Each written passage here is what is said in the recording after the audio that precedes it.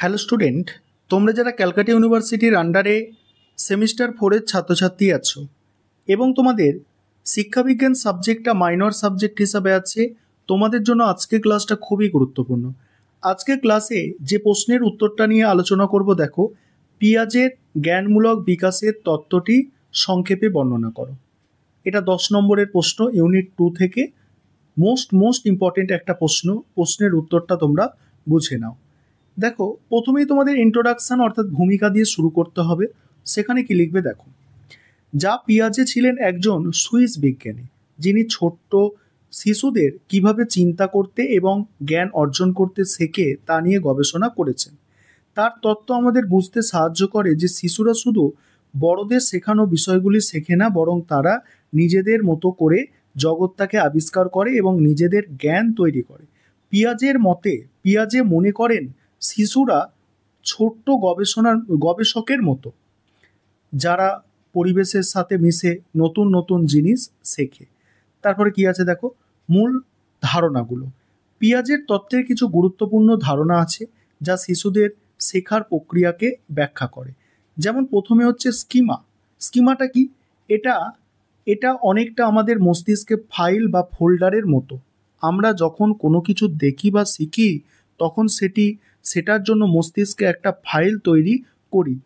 যেমন একটি শিশু যখন প্রথম কুকুর দেখে, তার মনে কুকুর সম্পর্কে একটা ধারণা বা স্কিমা তৈরি হয়। পরে যখন সে অন্য কুকুর দেখে, তখন এই ফাইলটা ব্যবহার করে সে চিনে ফেলে।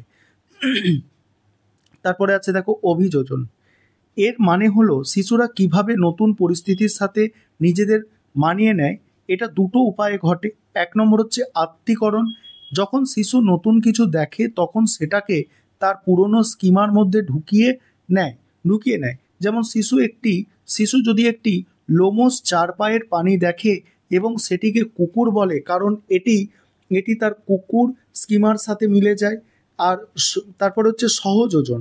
যখন পুরনো স্কিমা দিয়ে নতুন কিছুকে বোঝা যায় না, তখন শিশু তার স্কিমাকে পরিবর্তন করে বা নতুন স্কিমা তৈরি করে।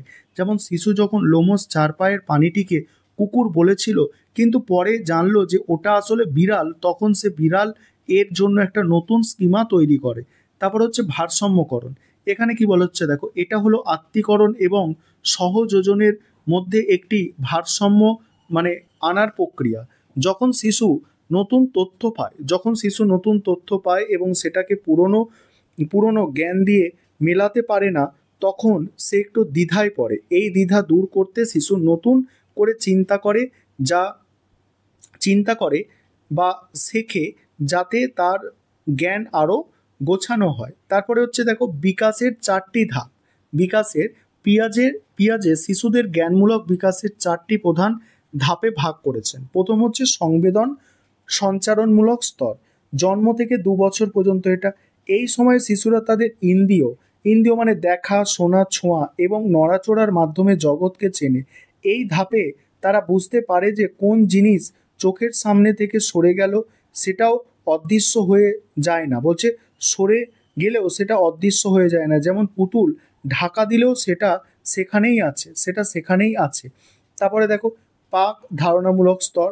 2 থেকে 7 বছর। এই সময় শিশুরা ছবি বা প্রতীকের মাধ্যমে চিন্তা করতে শুরু করে এবং কথা বলতে শেখে। তবে তারা একটু আত্মকেন্দ্রিক হয়, অর্থাৎ তারা ভাবে সবাই তাদের মতোই চিন্তা করে। এছাড়াও তারা বুঝতে পারে না যে পাত্রের আকৃতি বদলালে জিনিসের পরিমাণ একই থাকে। লম্বা গ্লাসের জল আর চওড়া গ্লাসের জল একই হতে পারে। তারপরে দেখো মূর্ত সঞ্চালনের স্তর। 7 থেকে 11 বছর। এই ধাপে শিশুরা বাস্তব জিনিসের ওপর ভিত্তি করে যুক্তি দিয়ে ভাবতে শেখে। তারা বুঝতে পারে যে জল একই থাকে যদি পাত্র বদলানো হয়। তারা জিনিসপত্র সাজাতে বা ভাগ করতে শেখে। তারপরে কি দেখো, তারপরে হচ্ছে নিয়মতান্ত্রিক সঞ্চালনমূলক স্তর।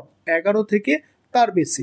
ঠিক আছে। এই ধাপে কিশোরীরা আরও জটিল এবং বিমূর্ত বিষয় নিয়ে ভাবতে পারে। তাকে কোনো সমস্যা সমাধানের জন্য বিভিন্ন অনুমান করতে এবং সেগুলো নিয়ে যুক্তি দিয়ে আলোচনা করতে পারে।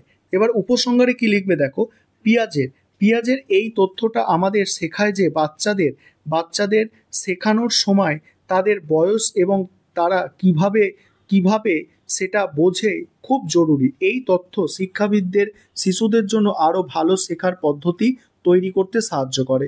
এটা আমাদের মনে করিয়ে দেয় যে শিশুরা সক্রিয়ভাবে শেখে, শুধু শুনে শুনে নয়, সক্রিয়ভাবে শেখে। এই ছিল তোমাদের একটি গুরুত্বপূর্ণ প্রশ্নের উত্তর।